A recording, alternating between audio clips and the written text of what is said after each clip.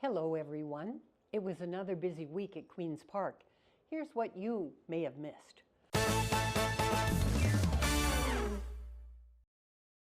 We've known for ages now that Doug Ford and Paul Calandra care more about enriching themselves than building an education system that truly helps kids.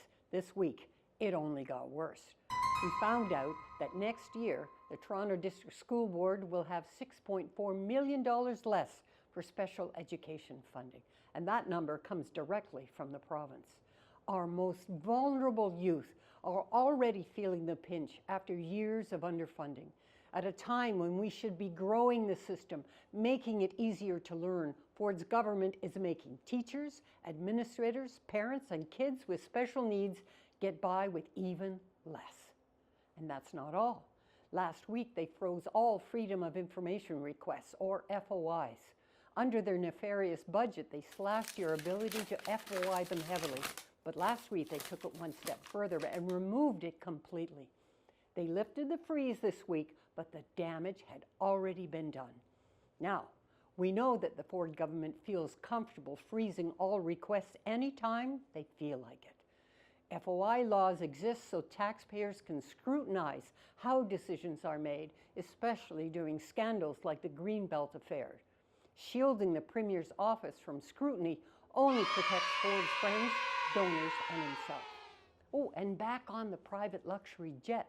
The foolishness never ends. Doug Ford is now refusing to pay the $200,000 in extra fees accrued on top of the jet's $28.9 million price tag. The extra fees come from maintenance, storage, and legal costs, none of which helps the people of Ontario afford groceries or pay their heating bill. Fortunately, it wasn't all bad news this week. An opportunity for nonpartisan collaboration arose, and the Ontario Liberals took it. Bill 9, or the Municipal Accountability Act, was passed almost unanimously. One of its core mechanisms allows municipal councillors who behave poorly to be removed. This bill was brought forward thanks to the many women who have spoken up over the years about harassment and misconduct.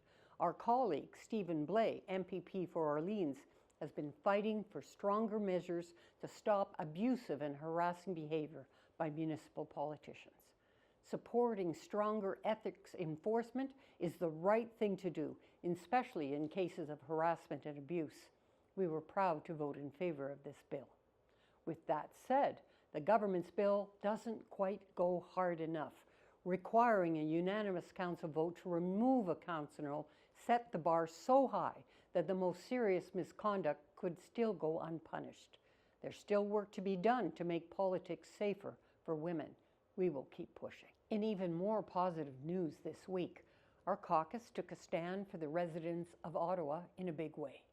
On Tuesday, we had what we call an Ottawa Day.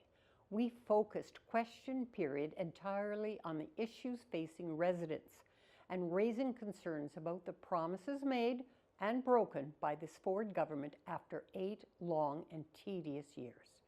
We called on the Ford government to 1. Commit immediately to the timely construction of Ottawa's new hospital campus. 2. Upload and fully fund Highway 174 as a provincial highway. 3.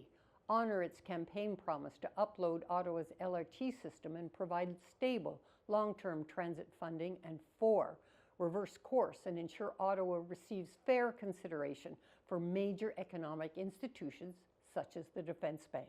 It's time for the Ford government to stop sidelining Ottawa.